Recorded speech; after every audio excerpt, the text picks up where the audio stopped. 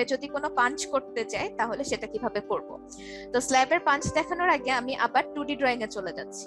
2D drawing এ এই যে line tool, arc টুল এগুলো ছিল, তো আমি একটা আর্ক টুল নিলাম, নিয়ে আমি একটু বাহিরে আগে একটু দেখাই, বাহিরে আমি একটা সার্কেল ড্র করলাম। আচ্ছা, আমি ওভাল না নিয়ে যে সেন্টার রেডিয়াস মেথডে যাই, সেন্টার রেডিয়াস মেথডে যেয়ে আমি হচ্ছে একটা সার্কেল ড্র করে ফেললাম। এখন এই সার্কুলার শেপে যদি আমাকে একটা স্ল্যাব ড্র করতে হয়, তো এই সার্কেল আগে এঁকে নিয়ে ওই যে একই রকম ভাবে আমি যদি সার্কেলে এই যে স্ল্যাব সিলেক্ট করে স্পেস ধরে যদি এটাতে ক্লিক করি, তাহলে কিন্তু আমার এখানে স্ল্যাবটা তৈরি হয়ে গেছে।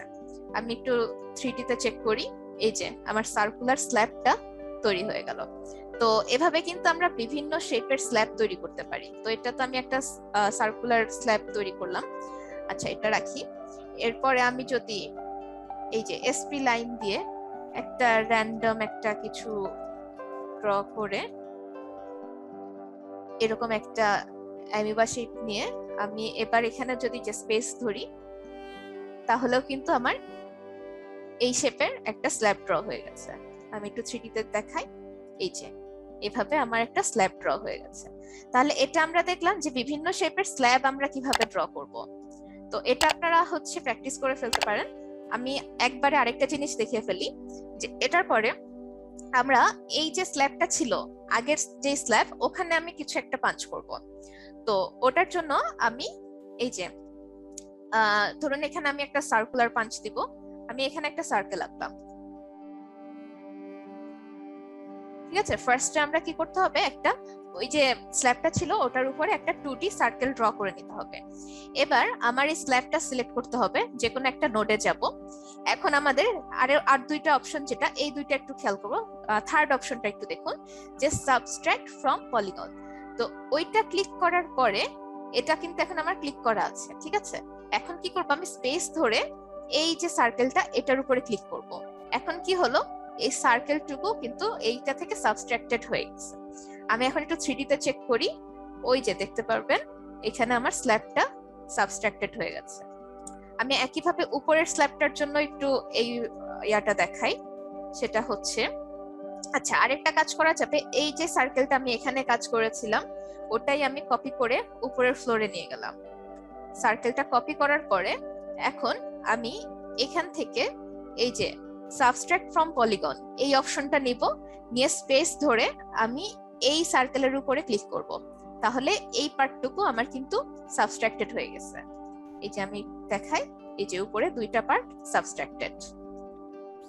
বুঝতে পেরেছেন কিভাবে আমরা সাবস্ট্রাক্ট করব? আমি একদম উপরের ফ্লোরে একটা সাবস্ট্রাকশন দেখাই, একদম উপরের ফ্লোর সম্ভবত এটা, হ্যাঁ। এখানে আমি ওই যে এখানে একটা আমি র্যান্ডম এসপি লাইন দিয়ে এরকম ড্র করলাম, করে আমি এই সারফেসটা নিব, স্ল্যাবটা নিব, নিয়ে হচ্ছে ওই যে সাবস্ট্রাক্ট ফ্রম পলিগন ওই অপশনটা ক্লিক করব, করে আমি এখানে ক্লিক করব, করলে কিন্তু আমার এই যে এতটুকু সাবস্ট্রাক্টেড হয়ে গেছে। আমি যে 3D তে দেখাই, এই যে দেখতে পাচ্ছেন। তাহলে এভাবে কিন্তু আমরা যে কোনো স্ল্যাব থেকে একটা পোরশন কিন্তু সাবস্ট্রাক্ট করে নিতে পারি। এই সাবস্ট্রাক্ট করার পার্টটা একটু কঠিন, আপনারা একটু প্র্যাকটিস করে ফেলুন। কোনো প্রবলেম থাকলে আমাকে জানাবেন।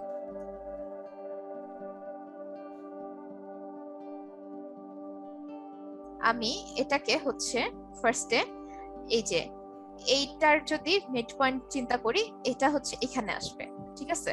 ফার্স্টে এখান থেকে মিড পয়েন্ট নিয়ে এরপরে আপনাকে এটার হচ্ছে মিড পয়েন্টটা হিসাব করতে হবে, যে এদিক থেকে ধরুন এদিক থেকে এই যে মিড পয়েন্টটা এখানে, তারপরে এখান থেকে আমি রেফারেন্স ধরে যদি আসি তাহলে আমার মিড পয়েন্ট আসলে এখানে আসে।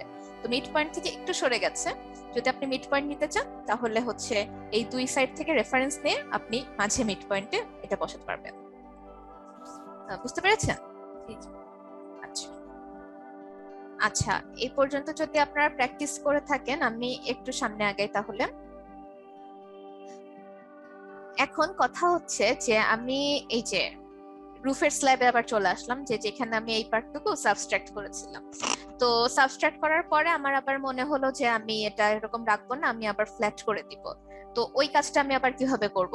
তো সেটার জন্য আমি যে কোনো একটা নোডে ক্লিক করব, করে এই যে যেটা আমি সাবস্ট্রাক্ট করলাম সেটার আগের অপশনটা, ঠিক এটা কি হচ্ছে অ্যাড টু পলিগন, ওইটাতে ক্লিক করব।